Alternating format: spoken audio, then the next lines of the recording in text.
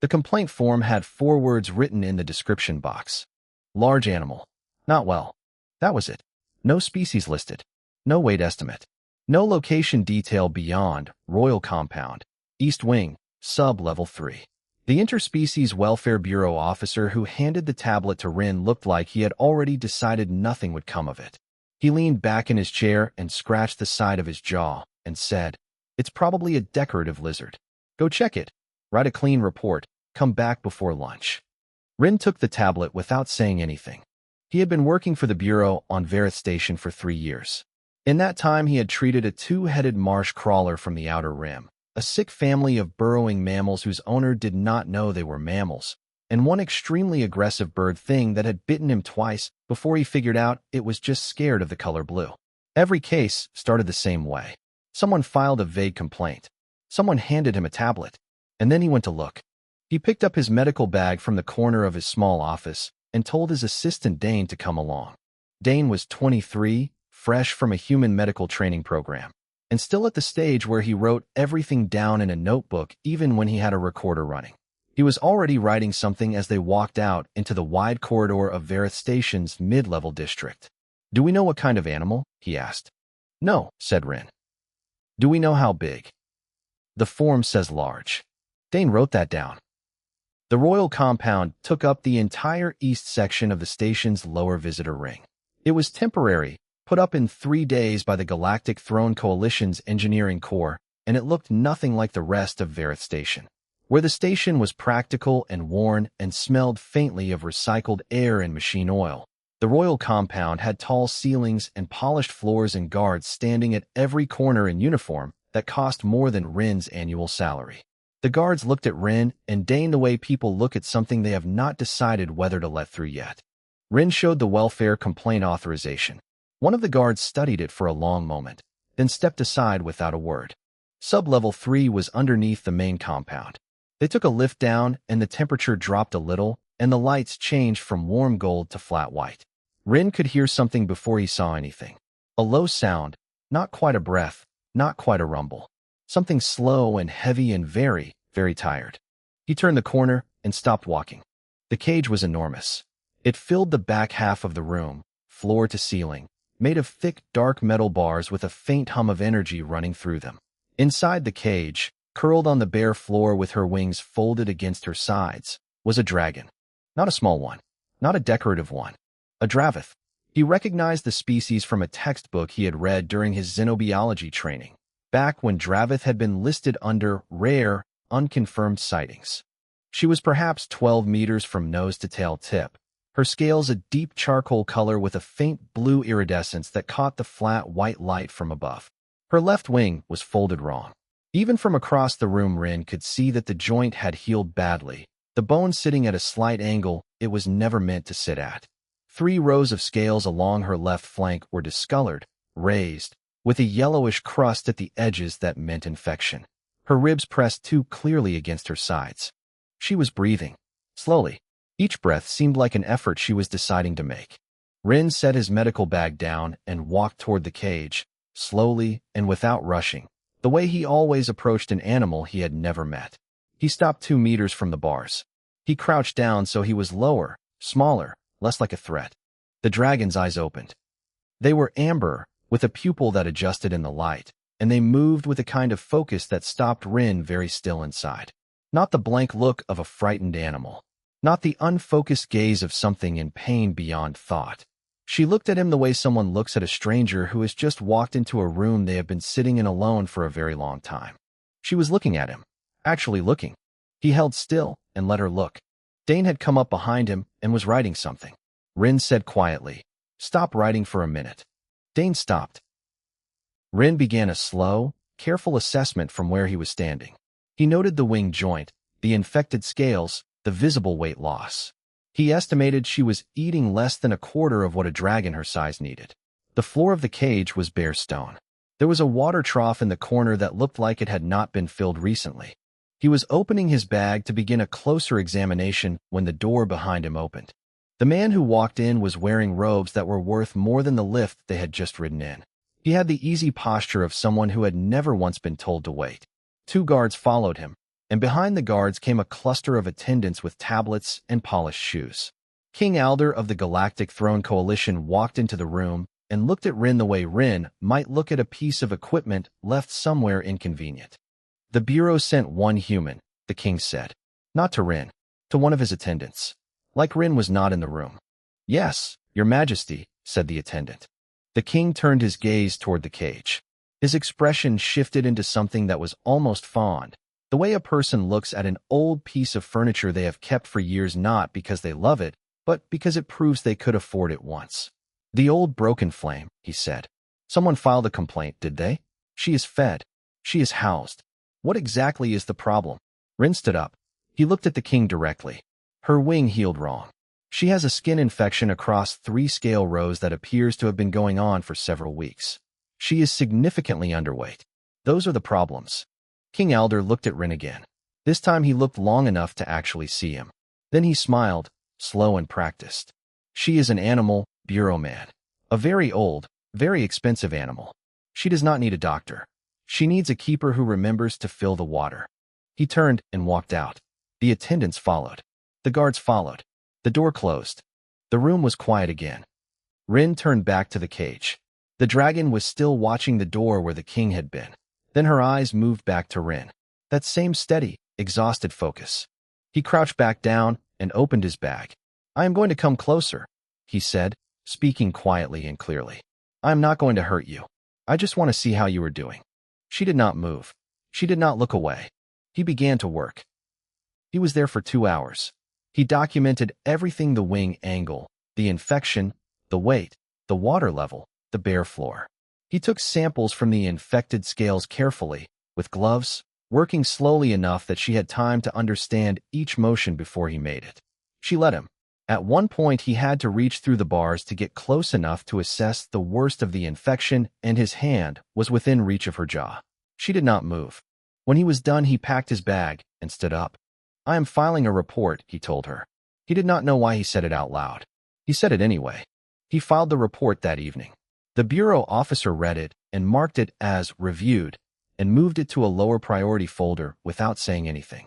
That night, Rin went back to sub-level 3. He sat outside the cage on the floor with his back against the wall and his bag beside him. He had brought a portable light, kept low, and he sat in the quiet and reviewed his notes. After a while he heard a slow scrape of movement. He looked up. She had moved across the cage floor to the bars nearest him. All 12 meters of her, dragging herself across the stone with that broken wing folded carefully against her side. She stopped at the bars and pressed one massive front claw flat against the floor, close to the bars, close to where he was sitting. It was not aggression. It was not fear. Rin looked at the claw. Then he looked at her face. He did not leave. There is a particular kind of silence that lives inside old records. It is not empty. It is full of things that someone decided not to say out loud. Rin had been digging through the Bureau's xenobiology archives for most of the night, and by the time the station's lighting shifted from night dim to morning level, he had 7 pages of notes and a very uncomfortable feeling sitting at the base of his throat. Dravith. That was the species name. It appeared in the archives under the classification tag, large fauna, non-sapient, restricted trait. There were 12 documents. Most of them were short. Most of them were vague. They described Dravith as territorial, difficult to manage in captivity, and exhibiting complex behavioral responses to environmental stimuli. That last phrase was the kind of language that people used when they had seen something they did not want to name directly. Rin had pulled up the biological profile. Dravith were large. He knew that.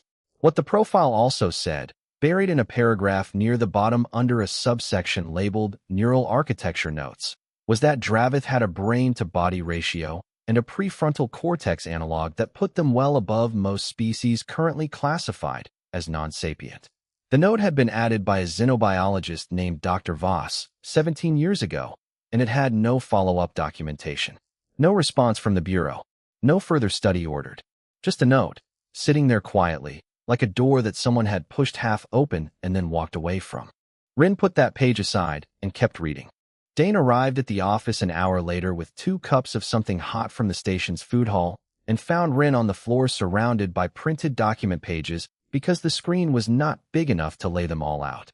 Dane stepped carefully around the pages, set one of the cups near Rin's elbow, and looked at the spread of paper without saying anything for a moment. "When did you start?" Dane asked. "Last night." Dane looked at the cup he had brought. "I will get you a second one." What Rin had pieced together by that morning was this. Sova he had found her name in a single line of a 17-year-old capture record, written almost as an afterthought had been found during a territorial survey of a remote system. The survey team had flagged the area as having possible Dravith nesting grounds. 2 weeks later, a Galactic Throne Coalition vessel had arrived at the same coordinates. The official record listed the outcome as successful acquisition of one large-class specimen for royal collection. Sova had been transferred to King Alder's father, the previous monarch, who had kept her for 9 years before his son inherited the throne and, along with it, everything the throne owned, including her. She had been in captivity for 17 years. Rin sat with that number for a while. He was still sitting with it when Dane came back and told him that the Bureau had received a formal invitation to attend the evening reception at the royal compound. It was a diplomatic event, a dinner for visiting delegations. The Bureau was expected to send an observer as a courtesy. The Bureau officer in charge had passed the invitation to Rin, probably because no one else wanted to go. The reception was held in the main hall of the royal compound, which had been decorated with coalition banners and long tables set with food that had been imported at enormous cost to create the impression that King Alder had simply brought his home with him. There were perhaps 60 guests, ambassadors, trade representatives, senior station officials in their formal wear. Rin stood near the back with a glass of something pale and watched the room and tried to look like he was doing exactly what he was supposed to be doing. Then the doors at the far end of the hall opened. Warden Grell, the keeper who managed sub-level 3, walked in. Behind him came 2 guards leading Sova on a set of heavy chain leads attached to a collar around her neck. She walked with her head low and her broken wing dragging slightly, and every person in the room who had not seen a Dravith before took a quiet step back. King Alder stood at the center of the room with a wide smile. "An old friend," he announced to the room. "She has been with the Coalition for nearly 2 decades. A symbol, if you will, of what we have built." A symbol of what they had built. Rin kept his face neutral and his recorder running in his chest pocket. What happened next took 4 minutes. The king gestured to Grell. Grell said something to Sova in a flat tone. Sova did not move. Her eyes were on the floor. The king's smile did not change, but something behind his eyes shifted, and he gave a short nod, and Grell reached to his belt and activated the collar. The sound Sova made was not loud. It was low and short and controlled, like something she had learned to minimize over a very long time. She moved. She turned in the direction Grell pointed. She stood there in the center of the room while the guests watched, and some of them smiled, and some of them looked uncertain, and none of them said anything. Rin's recorder kept running. It ran for the entire 4 minutes. It captured the sound she made when the collar activated.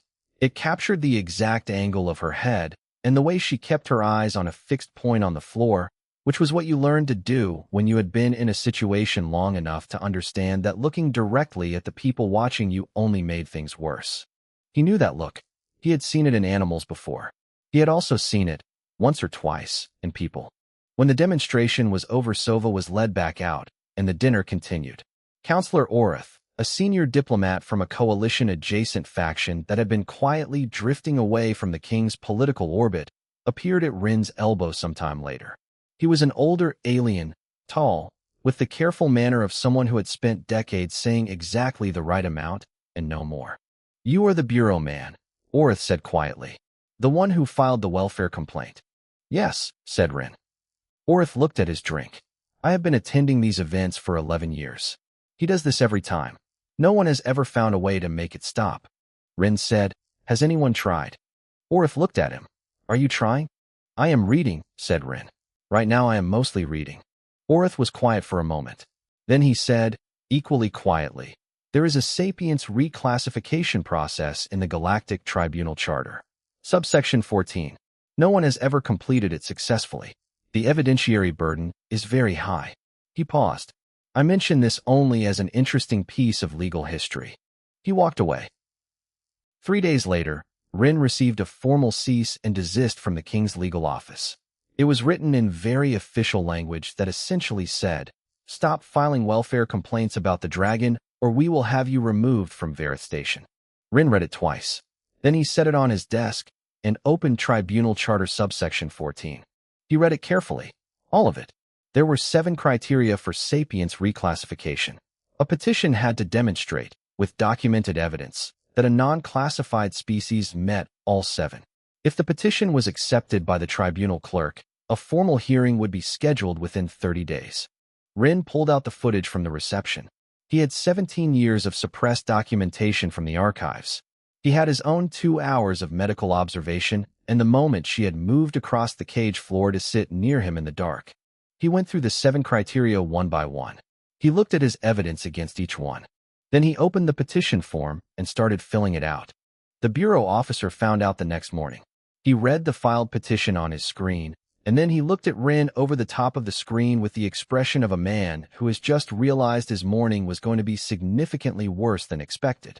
"You just filed a sapience reclassification petition," he said, "against the Galactic Throne Coalition, on behalf of the King's Dragon."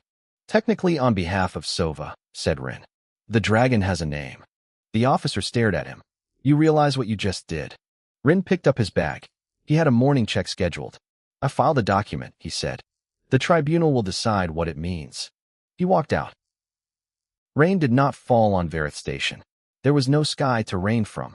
But sometimes the water recyclers in the upper levels ran a slow overnight cycle that released a fine mist through the ventilation grates. And if you were walking the lower corridors early enough in the morning, you could feel it on your face, cold and faint. And for a moment, it was almost like being outside. Rin had noticed this in his first week on the station and had never stopped noticing it. It was the kind of small thing that mattered when you lived somewhere that did not have weather. He was thinking about this as he walked to sub-level 3 with his bag on one shoulder and a case of medical supplies on the other, and 30 days to prove to a galactic tribunal that the being living in that cage had a mind worth protecting. The Bureau had granted him limited supervised access to Sova as a compromise. 1 visit per day, 2 hours maximum, with Warden Grell or one of his guards present. The condition had been written into the access approval in 3 different places, as if whoever drafted it needed to reassure themselves that they had been very careful. Rin had agreed to every condition without argument, because arguing would have cost time he did not have. The first session was medical. He had made sure of that. He arrived with the supplies he needed to properly treat the infected scale Rosa cleaning solution safe for keratin-based tissue, a topical anti-inflammatory compound that he had researched through 3 species-specific medical databases before selecting, and a nutrient supplement he had formulated based on what he could find about Dravith dietary needs. He explained each item to Warden Grell before he brought it near the cage, because Grell was the kind of person who relaxed when he understood what was happening and tensed when he did not. Sova was in the same position she had been in every time Rin had seen her, curled on the stone floor, wings flat, head low. But her eyes tracked him when he entered the room. They tracked him differently than they had the first day. There was something in the quality of the attention that had shifted slightly, like the difference between someone noticing a sound and someone listening for it. He worked slowly. He talked while he worked, in a low, even voice, narrating what he was doing and why, the way he had learned to do with every animal patient because the voice mattered even when the words did not. He explained the cleaning solution before he applied it. He gave her time to smell each compound before it touched her. He watched her breathing and adjusted his pace to match it.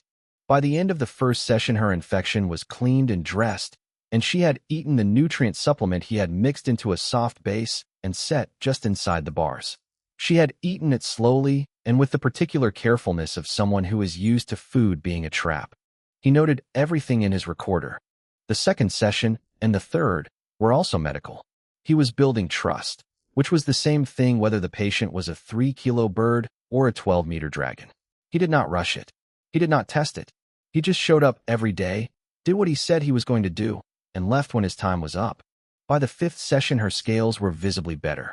The infection was retreating. She had begun to shift position when he arrived, turning slightly to face the part of the cage closest to where he usually sat.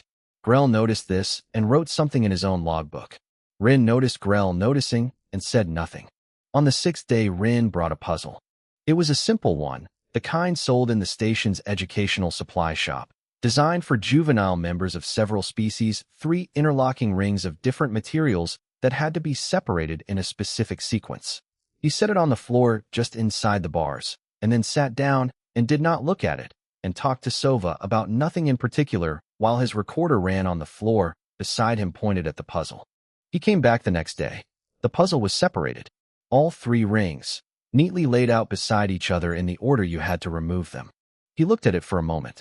Then he picked up his recorder from yesterday and checked the timestamp.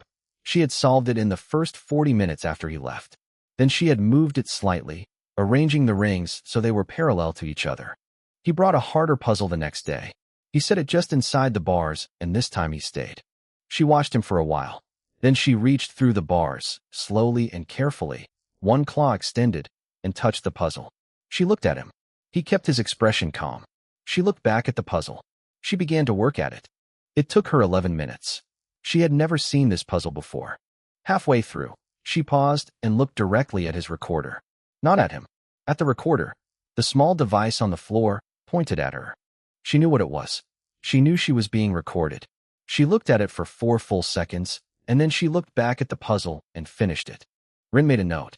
That was criteria number 1. Self-recognition, the awareness of being observed, and the understanding of what observation meant. A simple animal reacted to a threat or an object. She had reacted to documentation. Over the next 2 weeks, he worked through all 7 criteria, 1 per session, methodically and without hurrying. He documented each one with multiple pieces of evidence because he knew that 1 piece was never enough. Abstract reasoning. He changed the puzzle rules mid-session by adding a new element, and she adapted without being shown how. Future planning. She began saving portions of her food, which she had never done before, storing them in a corner in a pattern that suggested she was preparing for a period when less food would arrive. Social reciprocity. When Rin arrived one morning with a cut on his hand from a tool he had used the night before, she did not approach immediately as usual. She waited until he had wrapped it. Then she came to the bars. The days kept moving. Her health kept improving. The nutrient supplements were working and her ribs were less visible, and once, very briefly, she stretched her wings, both of them. Even the damaged one, and the room felt suddenly very small. Grell reported all of this to King Alder. Rin knew because 3 days after the wings stretch a message arrived from the king's legal team noting that the Bureau's access agreement would be reviewed at the end of the month. It was not technically a threat. It had the texture of one. Dane came to Rin one afternoon looking uneasy. His work visa renewal had been submitted 6 weeks ago, and the station immigration office had sent a notice saying it was under additional review, with no timeline given. Dane was trying not to look worried about it. He was not succeeding. Rin told him to document everything he could about the visa delay and to send a copy to the Bureau's legal department and another copy to Counselor Ortha's office. Dane asked why Orth. Rin said, because he knows more than he has said, and people who know things and have not said them are usually waiting to be asked at the right moment. 3 days later, a data file arrived at Rin's Bureau terminal from an unattributed source. It was a xenobiology field survey from 17 years ago. The full version, not the fragments in the archives. It had been conducted by a joint team during the same survey mission that had preceded Sova's capture. It contained 40 pages of behavioral observations, cognitive testing results, and a final assessment that used the word sapient 11 times. The assessment had been filed, reviewed by a senior coalition science officer, and then reclassified as restricted. Not released. Not followed up. Buried. Someone had written a note in the margin of the final page. The handwriting was small and careful. This should not be classified. This should not be happening. No name. Just the words, in ink, on paper, 17 years old. Rin read the file twice. He added it to the tribunal petition with a cover note that described the reclassification order and its timing relative to Sova's capture. Then he went to sub-level 3 for his daily session. He sat down across from Sova, and he was quiet for a while, because the weight of what he had read was sitting on him, and he was not sure what to do with it yet. She watched him. She had gotten very good at reading his moods, which he suspected she had been doing with humans for years, out of simple necessity. After a while she made a sound. Low, subsonic, the kind that traveled through the floor more than through the air. His translator, a standard-issue Bureau device not calibrated for Dravith frequencies, produced nothing. But Rin had been spending his evenings building a calibration profile from the recordings he had been making for 2 weeks. He pulled out the modified device and replayed the sound through the new profile. It came out as fragments, partial patterns, not clean words, but in the fragments, arranged in a way that his linguistics training recognized as intentional structure, there was something that repeated. He looked at the output for a long time. She had said his name, not perfectly, not in the way a human would say it. But she had heard it from Grell and the guards over 3 weeks, and she had done what intelligent beings do when they are paying attention and cannot speak openly. She had stored it, and shaped it, and offered it back to him when she felt safe enough. He sat on the floor in front of her cage for a long time after that, and neither of them needed to say anything else. Every table in a courtroom tells you something about who it was built for. The tribunal chamber on Vareth Station had a raised platform for the panel of 7 judges, a wide central floor for presentations, and 2 opposing tables set at angles below the platform so that the judges could see both sides clearly. The table on the right was long and had 8 chairs and a secondary display system built into the surface. The table on the left was small. It had 3 chairs. Rin sat at the small table. Dane sat beside him with a tablet and a notebook, still writing things down in the notebook even with 2 recorders running. Counselor Orith sat on Rin's other side, straight-backed and quiet, in the formal attire of his diplomatic office. He had filed his declaration of support for the petition 3 days earlier and had not appeared to sleep well since, but he had not withdrawn it. King Alder's legal team filled the long table on the right. 6 of them, in formal coalition robes, with a lead advocate named Brell who had argued before the Galactic Tribunal 14 times and won 11 of those cases. Rin had read every publicly available transcript of Brell's tribunal appearances. He had read them the way a person studies maps before walking into unfamiliar territory. King Alder himself sat behind the legal table in a chair that someone had arranged to be slightly more elevated than the others. Admiral Krun stood near the door. The gallery was full. High Arbiter Senna entered from a side door, and the room stood. She was older than Rin had expected from her file, with the kind of face that had stopped performing neutrality long ago, and simply was it. She sat. The room sat. She opened a document on her panel screen and did not look at either table.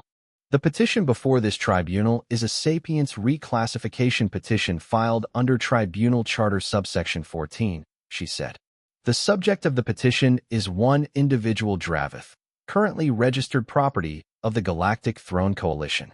The petitioner is the Interspecies Welfare Bureau, Vareth Station Office. She paused.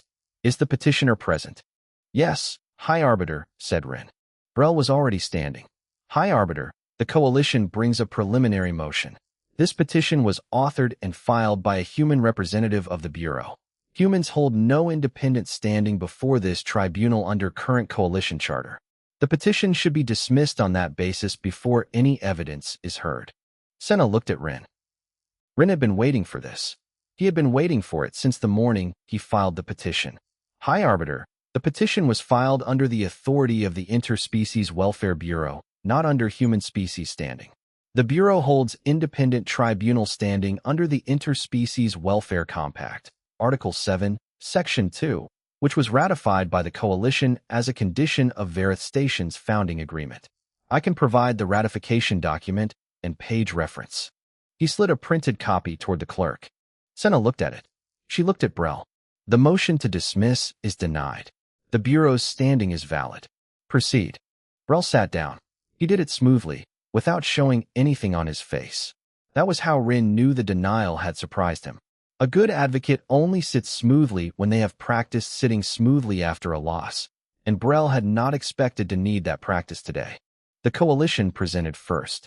Brell called their xenologist, a senior academic named Dr. Pern who held 4 Coalition-recognized certifications and had published extensively on non-sapient species classification. Dr. Pern took the testimony position and spoke for 40 minutes. He described Dravith behavioral patterns in careful detail.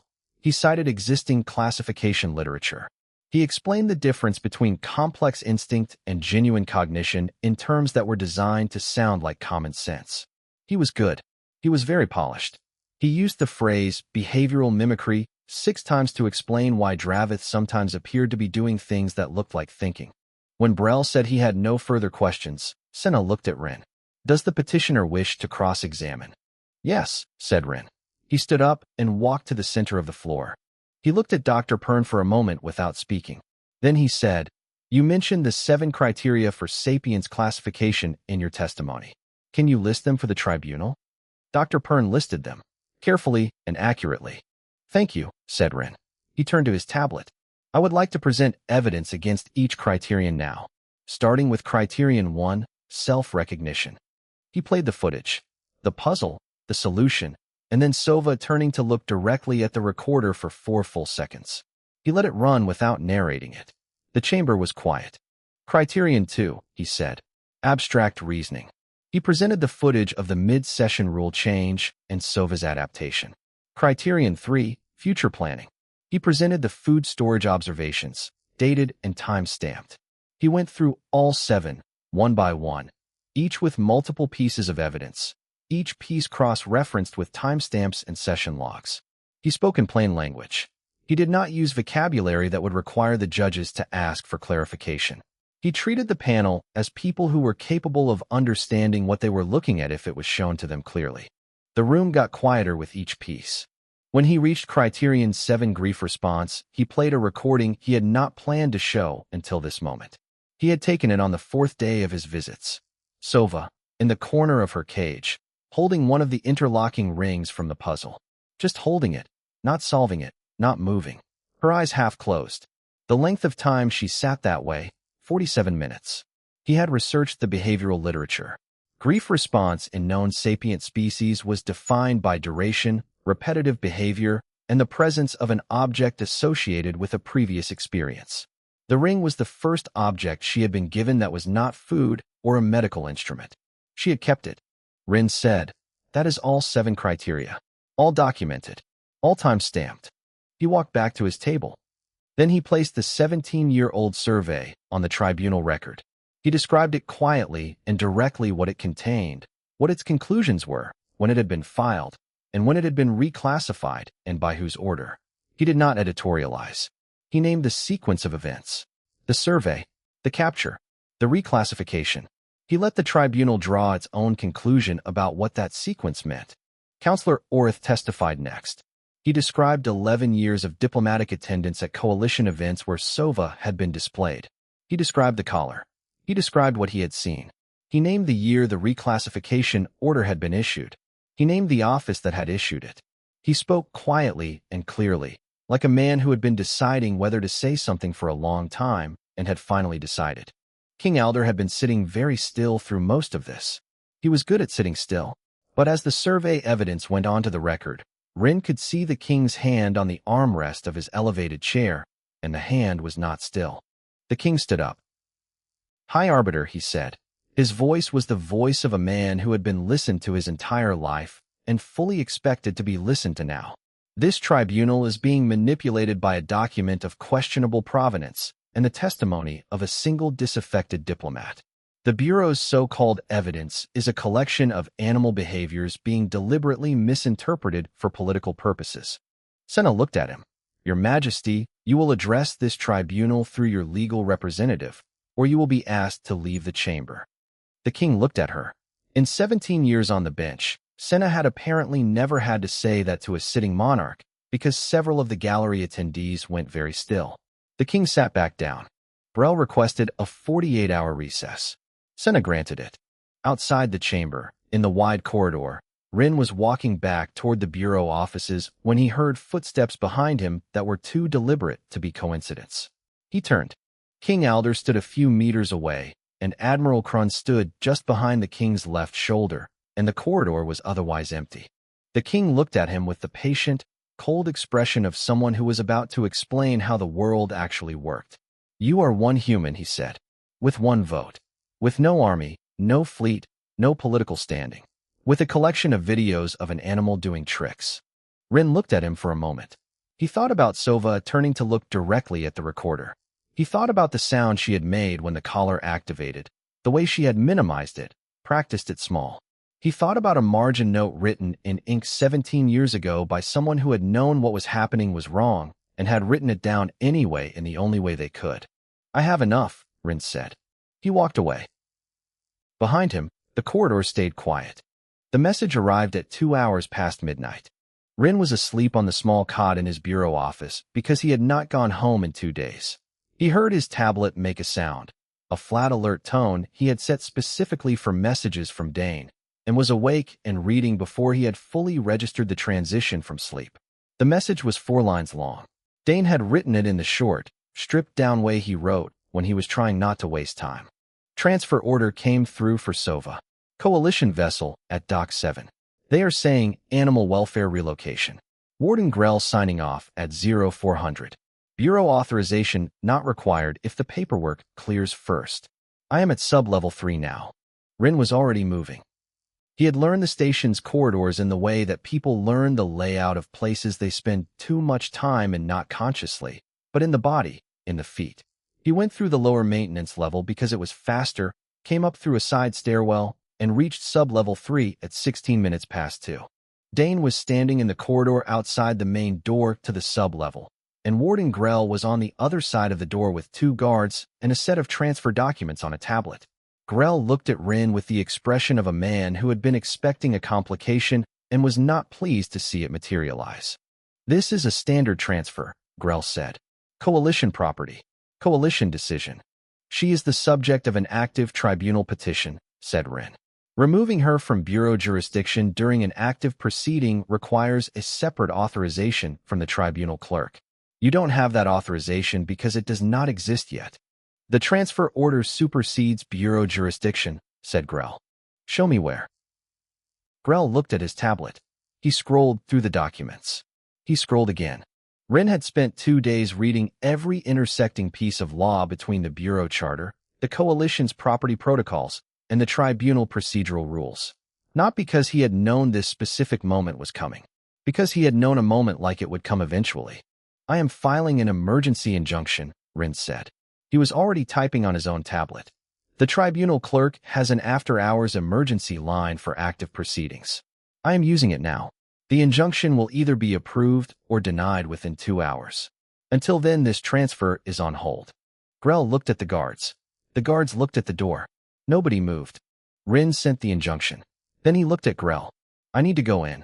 Grell did not say yes, but he also stepped back from the door. Rin went in alone. Sub-level 3 was dim at this hour, the lights on the night setting, just enough to see by. The cage at the back of the room was the same as it always was, the same bars, the same faint energy hum. But Sova was already awake. She was sitting up, wings close to her body, watching the door. She had heard everything. The voices, the footsteps. She knew something was happening. Rin walked to the bars and sat down the way he always did, cross-legged on the floor, bag beside him. He looked at her directly, because she had earned that, and because he did not have time to be indirect. They are trying to move you, he said. Tonight. To a coalition vessel. If they get you off this station, the tribunal case ends. I have filed paperwork to stop it. I have about 2 hours to find out if it worked. She watched him. Her amber eyes were steady and clear in the dim light. There is something that would help, he said. Something that would help a lot. But I cannot tell you to do it, and I cannot explain exactly how to do it. You have been careful for a long time. You have kept yourself small. I understand why. But if there was ever a moment to stop being small, he stopped. He was asking too much. He knew he was. She had been managing her own survival in this situation for 17 years, and she knew things about the cost of being visible that he could not fully understand. He said, There are 2 guards and Warden Grell in the corridor. If they witness something that is clearly and unmistakably intentional communication, I can add it to the tribunal emergency record. Tonight. Right now? That makes this harder to undo. Sova looked at him for a long moment. Then she looked at the corridor door. Then she looked back at him and made a sound. It was not small. She did not minimize it this time. It filled the room the way sound only fills a room when the thing producing it decides not to hold anything back. It was structured, layered, with a pattern in it that was impossible to mistake for a simple animal sound the same way it was impossible to mistake a sentence for a cough. It moved through the floor and through the walls and through the door into the corridor. The door opened. Grell stood in the doorway. The two guards were behind him, and all three of them were very still. Sova looked at them. She made the sound again, slightly differently this time, with a new pattern threaded into it. Dane, standing in the corridor with his recorder already running, said quietly, "I have it. All of it." Rin was already on his tablet, attaching the audio file to the tribunal emergency submission. His hands were steady. His heart was not, but his hands were. He sent the submission at 2:41 in the morning. High Arbiter Senna reviewed it herself. Rin did not know this until later, when Dane found out from the tribunal clerk's office. She had been called at home, had reviewed the file on a personal screen, and had issued the species protection hold at 3:15. The first emergency hold of its kind in tribunal history. It blocked all transfer or relocation of the petition subject until the proceeding concluded. The coalition vessel at Dock 7 filed a departure request at 4 in the morning and was denied. Rin did not sleep again that night. He sat in sub-level 3 until the station lights came back up to morning level, and Sova sat on the other side of the bars, and neither of them needed to talk. The king made his move at 7 in the morning instead. He held an unscheduled statement for the press. He stood in front of coalition banners in the main compound and told the assembled media that the tribunal was being manipulated by a human bureaucrat with a personal agenda. He said the evidence was fabricated. He said the audio from sub-level 3 was a trained behavior, a trick, something Sova had been conditioned to produce under certain circumstances.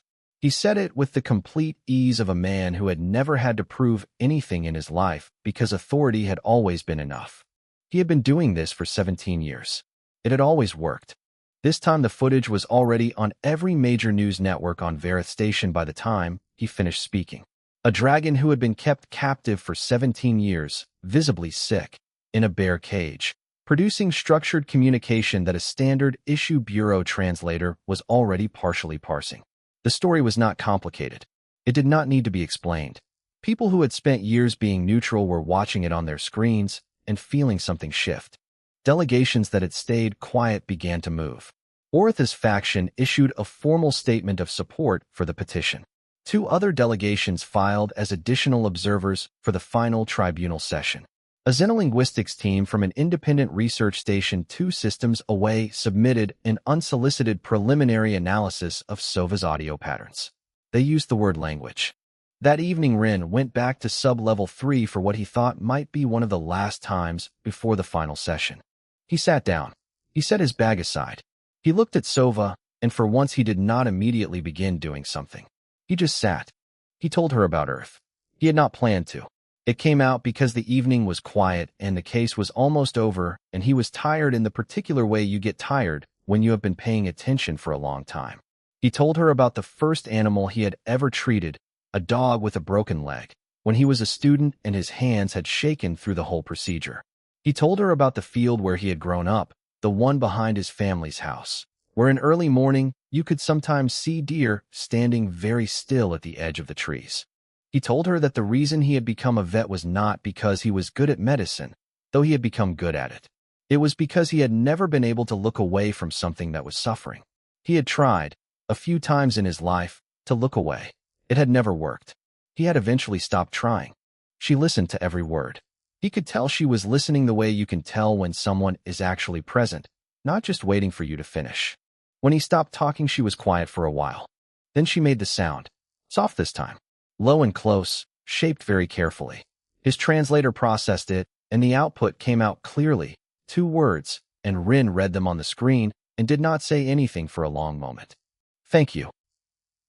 He put his hand flat on the floor near the bars, the same way she had put her claw near him on the first night. And they stayed like that for a while in the quiet of a room that was almost ready to become something different. There is a particular kind of waiting that only exists inside courtrooms.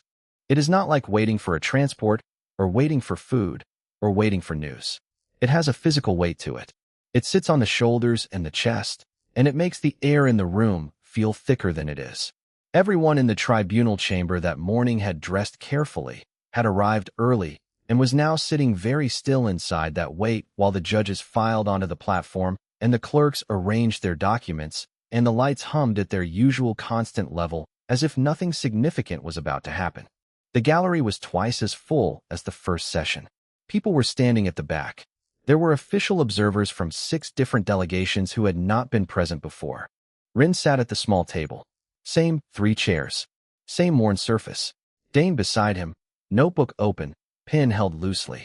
Orith on the other side, hands folded, face composed in the expression of someone who has burned the bridge behind them and is at peace with it. King Alder was at the long table across the floor, and Brel was beside him with the organized stillness of an advocate who has prepared every remaining argument and knows exactly when to use each one. The king himself looked the way powerful people look when they are close to something not going their way but have not yet accepted it. Controlled, careful, with something underneath the control that was beginning to press against it. Admiral Krun was at the door, as always. Standing, watching. High Arbiter Senna entered, and the room rose. She sat, and the room sat, and she placed both hands flat on the surface before her and looked at the center of the floor between the 2 tables. This is the final session of the Sapience reclassification petition in the matter of the subject Dravith, designation Sova, she said. Each party has submitted their evidence. Final statements will now be heard. Coalition Council will proceed first. Brel stood. He was composed, polished, and completely aware of what was at stake beyond this single case. He did not argue against the individual pieces of evidence. He was too good for that. Instead, he argued the shape of the case, the broader implication, the danger of the precedent. If this tribunal reclassified Sova, every existing classification of every species held under similar legal frameworks would be subject to challenge. The Galactic Coalition's entire legal structure for non-classified species rested on the same definitions. Disrupting that structure would create chaos across hundreds of agreements, treaties, and property arrangements throughout coalition-aligned space. He was not wrong about the precedent. Rin had known from the start that he was not wrong about the precedent. Brel sat down. Senna said, "The petitioner may give its closing statement." Rin stood up. He did not have notes. He had thought about bringing them and decided against it, because what he wanted to say did not need notes. It was not complex. That was the entire point. He said, "I am going to be short." He paused for one moment. The 7 criteria for sapience classification exist because this tribunal decided, at some point in its history, that there is a line. A line between something you can own and something you cannot. A line between something that endures conditions and something that suffers them. The coalition's own xenobiologists wrote that line. This tribunal ratified it. Those criteria are not my invention. They are yours. He looked at the panel. I presented evidence for all 7 criteria. The evidence was documented, time-stamped, and witnessed. I also presented a survey from 17 years ago in which the coalition's own scientists found the same evidence and were told to bury it. That survey was buried. Not because it was wrong, because what it meant was inconvenient. He picked up the printed copy of the survey from the table. He held it up for a moment, and then he set it back down. I am a veterinarian. I treat animals. I have been treating animals for 12 years. I can tell the difference between a complex reflex and a choice. I can tell the difference between a trained behavior and a decision. I know what it looks like when a patient understands what is happening to them and is choosing how to respond to it. Sovo understands. She has understood every moment of the last 17 years. She made that understanding as small and invisible as possible because it was safer that way. She stopped making it small for one night because she chose to trust that it would matter. He looked at the panel again. She was right to trust that. I hope I have not made her wrong. He sat down. High Arbiter Senna looked at the panel on either side of her for a long moment. Then she said, "The panel will vote." The vote was cast in writing, folded, and passed to the clerk, who read each one without expression and placed them in a line before Senna. She looked at each. She looked at the line. 5 in favor of reclassification, she said. 2 against. The chamber made a sound that was not quite anything. Not quite cheering. Not quite exhaling. A mixture of things that happened at once in a room full of people who had been carrying that particular weight for 2 hours. The subject Dravith, designation Sova, is hereby reclassified as a sapient being under Galactic Tribunal law, Senna said. All property designations are null and void with immediate effect. The Galactic Throne Coalition is ordered to relinquish all ownership claims within 72 hours. Failure to comply will constitute violation of a tribunal ruling and be treated accordingly. She did not look at King Alder as she said it. She did not need to. King Alder stood up. The room went very quiet again. For a moment he was completely still, and in that moment Rin genuinely did not know what was going to happen. The king had a fleet. He had an admiral. He had political relationships that had taken decades to build, and that he had already stretched by being here and losing. Admiral Krun stepped forward from the door. He came to stand beside the king, and he put one hand, quietly, on the king's arm.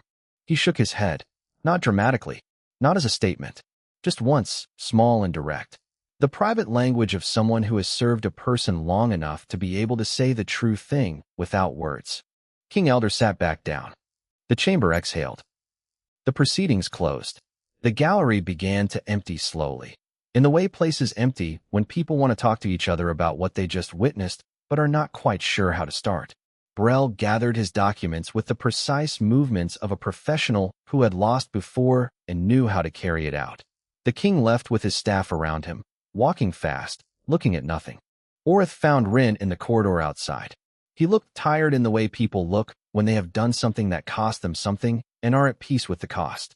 He said, "You should know they will censure me." Rin said, "I know. I am sorry." Orith considered this for a moment. "I have been attending events like last week's reception for 11 years. Longer, if you count the years before I had the rank to be invited. I have been thinking about that margin note in the survey for 3 days. This should not be happening. Someone wrote that 17 years ago, and no one listened." He paused. "Now someone has. I am not sorry." He nodded once, a small and formal gesture, and walked away.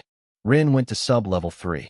Warden Grell was already there, standing outside the cage with the release authorization on his tablet and an expression that suggested he had thought a great deal about what he was going to feel at this moment and still had not quite decided. He confirmed the authorization. He pressed the release mechanism. The cage door opened with a sound that was mostly mechanical and slightly like something coming undone. Sova did not move immediately. She looked at the open door. She looked at Rin. He stepped back, giving her space, giving her the whole room.